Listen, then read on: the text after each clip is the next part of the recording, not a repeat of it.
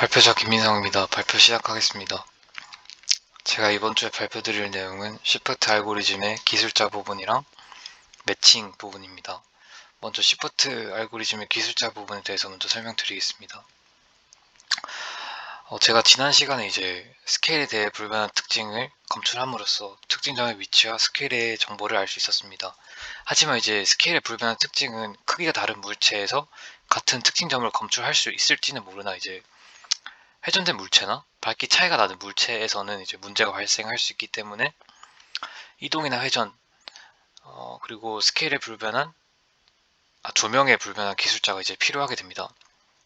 그렇기 때문에 다음과 같은 이제 3번, 4번에서 방향과 크기를 구함으로써 회전이나 또는 조명의 불변한 기술자를 검출하는 방식에 대해서 조금 더 말씀드리겠습니다. 먼저 회전에 대한 불변성을 이제 만족하기 위해서는 각 특징점에 대한 그 방향을 얻을 수 있어야 합니다. 이제 방향을 구하기 위해서는 정보가 풍부한 이제 지역 이미지 속성을 통해서 방향을 구하게 될 것인데, 저희는 이제 지난 시간에 특징점을 구하면서 특징점의 위치와 스케일을 알게 되었습니다. 그렇게 이제 옥타브 1에서 그 이미지 내에 비슷한 스케일의 이미지를 저희가 선택을 해서 동일한 위치에서 이제 방향을 구한다면은 비슷한 스케일에서 방향을 구하는 것이기 때문에 그 크기의 불변한 특성을 만족하는 회전 불변성을 저희가 구할 수 있을 것입니다. 그래서 저는 이제 특징점의 스케일과 가까운 그 스케일의 가우시안 스무디된 이미지에서 다음과 같은 수식들을 사용해서 그 픽셀 차이를 이용해서 크기와 방향을 계산할 수 있게 됩니다. 이제 이 수식에서 이제 L은 그 특징점의 스케일과 가장 가까운 스케일로 가우시안 스무디된 이미지를 뜻합니다. 그래서 이러한 수식들로 크기와 각도를 방향을 구할 수 있게 됩니다. 정리해서 설명한다면 이제 특징점의 스케일과 가장 가까운 스케일의 가우시안 스무디된 이미지를 선택해서 동일한 지점에서 방향을 구하게 됩니다. 이제 가운데 이미지에서와 같이 그 특징점 위치 주변을 이용하여 그 크기와 그 방향을 구하게 되는데, 이제 구해진 방향으로 이제 우측과 같은 방향 히스토그램을 형성하게 됩니다. 이제 우측의 방향 히스토그램은 이제 이 X축으로는 360도의 각도에서 각 10도씩 영역을 가진 36개의 빈이 존재하게 됩니다. 그리고 이 Y축으로는 그레디언트의 크기를 나타내게 되는데, 이때 특징점의 스케일의 1.5배인 시그마 값을 가중치로 사용하여 특징점과 가까운 포인트에 이제 더 가까이 있는 부분에 높은 가중치를 부여하고, 더 멀어질수록 낮은 가중치를 부여함으로써 이제 그레디언트 정보를 이제 스케일에 맞게 조절하게 됩니다. 이때 히스토그램에서 이제 Y축으로 가장 큰 값을 가지는 방향이 특징점의 방향이 되는데, 만약 가장 높은 값에 이제 80% 내에 있는 값도 특징점의 방향이 되게 됩니다. 그래서 이제 이를 통해서 저희는 위치와 스케일은 같지만 방향은 다른 특징점을 얻게 됩니다. 이제 각 특징점들은 이제 위치와 스케일, 방향 성분을 가지고 있게 됩니다.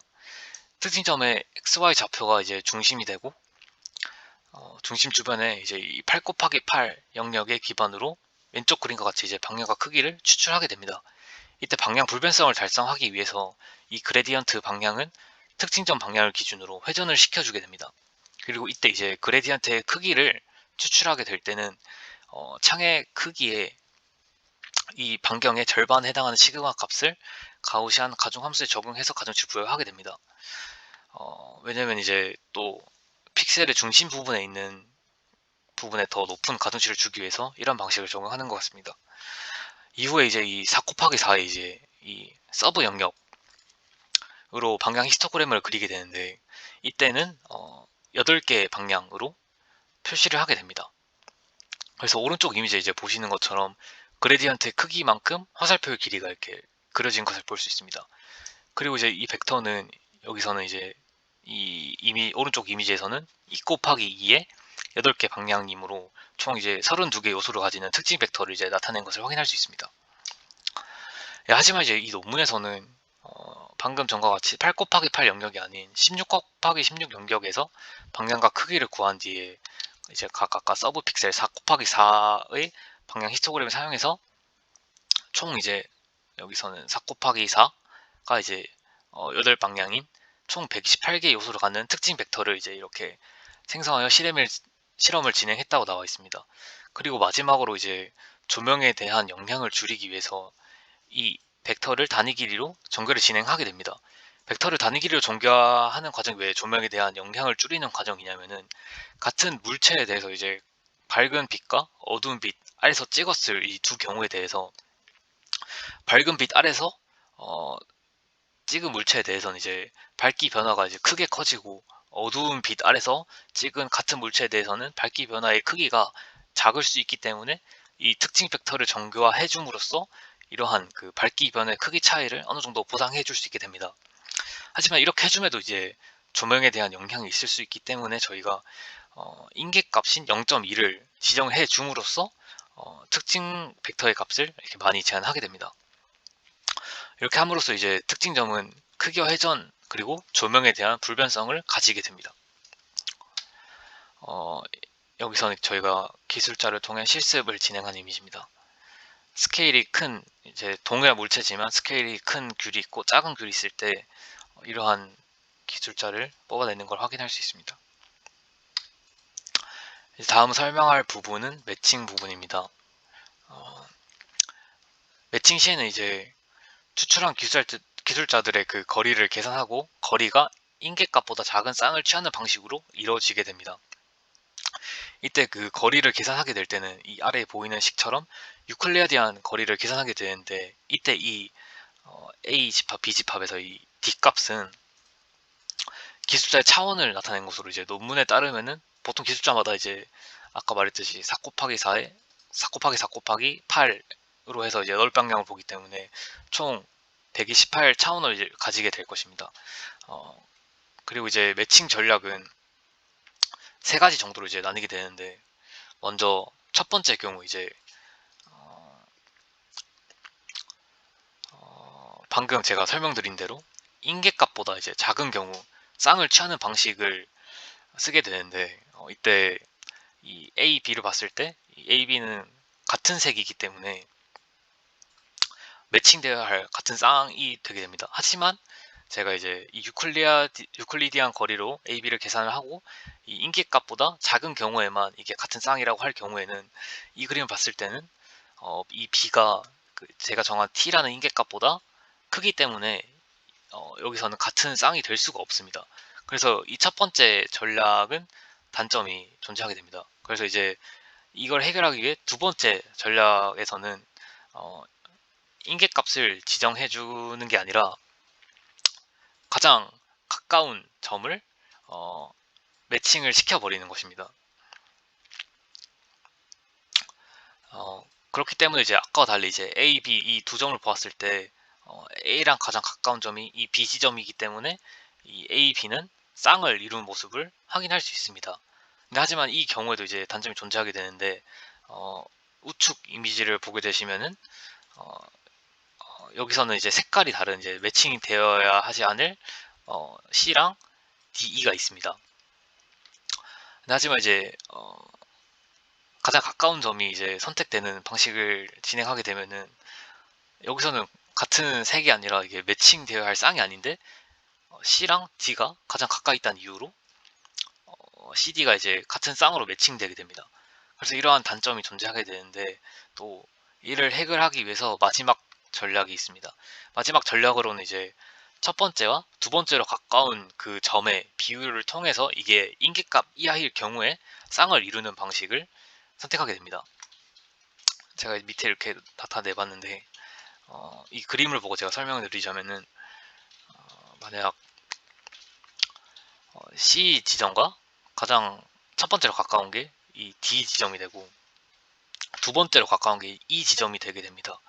그래서 이제 여기에 이제 비율을 통해서 이 T 값과 고려를 했을 때 이 친구들은 이제 너무 값이 크게 나오게 될 것입니다, 아마.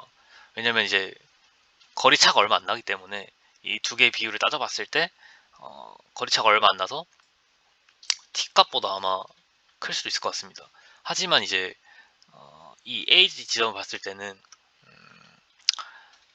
A랑 B를 거리를 계산하고 이 두 번째로 가까운 게 이제 D 지점이 될 텐데, 이 A랑 D를 계산하게 되면은 A랑 D가 멀기 때문에 분모에 위치하고 A와 B가 가깝기 때문에 이제 분자에 위치하게 되는데, 그렇게 되면 이제 이 값이 거의 작은 값이 나오기 때문에 아마 제가 지정한 인계값보다 무조건 작게 될 것입니다.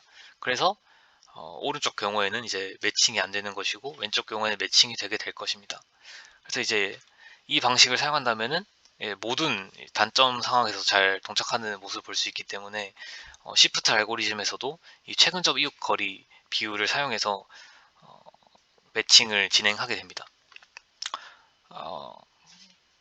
그리고 이제 아까 두 번째 사용했던 전략을 사용하게 되면은 제 생각엔 아마도 무조건 특징점을 이제 선택하게 되기 때문에 매칭된 결과를 봤을 때 기술자가 이렇게 많이 연결된 모습을 확인할 수 있을 것입니다. 이건 이제 논문에 나왔던 그래프인데 4,000개 키포인트 데이터베이스를 사용해서 여기서 나온 실선은 이제 올바른 매치에 대한 이 y축의 비율의 확률 밀도 함수를 보여주고, 이 이 점선은 잘못된 매치에 대해서 이 y축의 비율의 확률 밀도 함수를 보여주는 것입니다. 이 올바른 매치와 잘못된 매치의 확률 밀도 함수는 이제 각 키포인트에 가장 가까운 이웃과 두 번째로 가까운 이웃의 비율의 측면에 대해서 이제 구해지게 되는데, 가장 가까운 이웃이 올바른 매치였던 매치들은 잘못된 매치들보다 이제 훨씬 낮은 relative distance에서 값을 가지는 모습을 확인할 수 있습니다.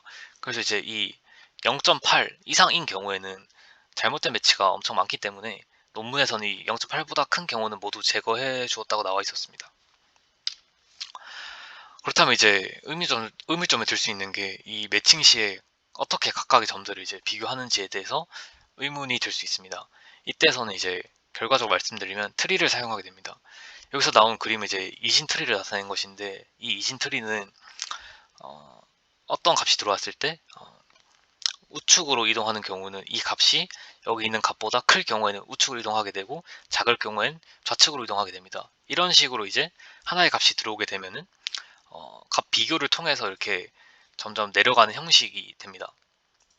근데 이 이진 탐색 트리는 이 단순한 값 하나를 이제 비교를 하게 되기 때문에 특징 벡터와 같이 이제 값이 여러 개로 이제 구성되어 있는, 만약 128차원으로 구성되어 있는 경우에는 적합하지 않은 방식이 될 수 있습니다. 그렇기 때문에 이제 다차원에서 적합하도록 된 K 디멘션 트리인 KD 트리를 사용해야 됩니다. 여기서는 제가 KD 트리를 이제 구성하는 방식에 대해서 설명을 드릴 건데, 만약 이 X와 같이 이제 점들이 이렇게 나와 있다고 할 경우에 각 축에 대해서 이 x1, x2라고 할 때 이 각 축에 대해서 점들을 이렇게 나타낼 수 있게 됩니다.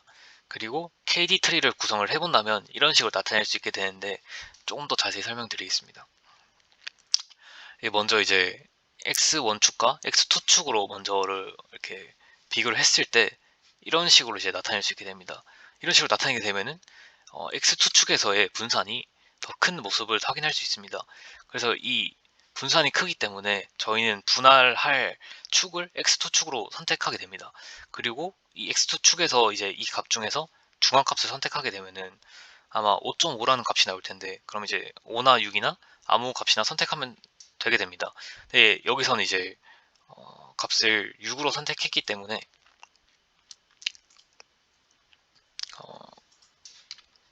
6인 지점에서 분할되어 있는 모습을 확인할 수 있습니다. 그리고 나면 이제 이 점들이 여기선 5개, 여기선 이제 4개로 분할이 되게 됩니다.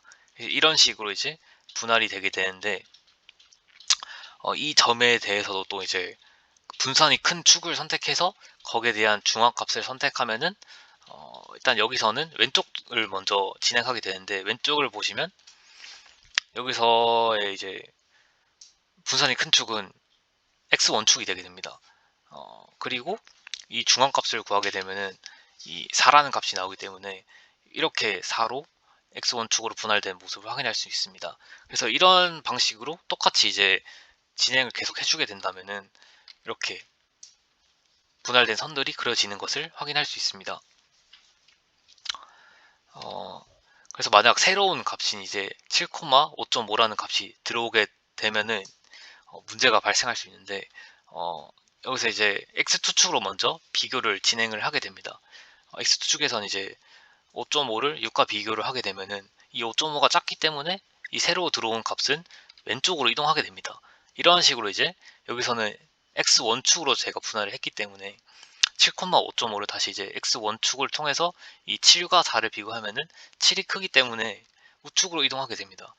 그래서 이제 이 각과 또 6,2에서 이제 X2축을 또 비교하면은 또 우축으로 이동하게 되는데, 원래는 이제 이 7,5,5랑 이제 8,5랑 이게 두 개가 원래 쌍이 매칭되어야 되는 쌍이 되게 되는데, 어, 이 7,5,5는 5.5는 이제 사실 저기 옆에 있는 7,6.5랑 더 가까운 값입니다.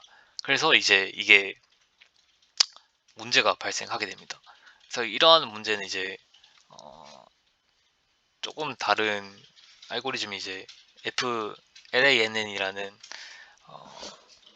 근사점 최근접 이웃, 근사치 최근접 이웃이라는 방식을 통해서 아마 해결이 될 것입니다. 어, 이 이미지는 제가 이제 매칭 시 최근접 이웃을 쓴 경우고, 이 이미지는 제가 매칭 시에 최근접 이웃 거리 비율을 쓴 경우입니다. 여기서는 이제 무조건 특징점을 가까이 있으면은 무조건 특징 쌍을 만들어내기 때문에, 기술자 쌍을 만들어내기 때문에 이렇게 선들이 많이 연결된 걸 확인할 수 있습니다. 하지만 여기서는 최근접 이웃 거리 비율을 쓴 경우에는 이 비율을 통해서 제가 인계값보다 작은 경우에만 그 매칭을 시키기 때문에 왼쪽 경우에 비해서 선들이 조금 더 정제된 모습을 확인할 수 있습니다. 이상으로 제가 발표할 내용은 여기까지입니다. 발표 마치겠습니다.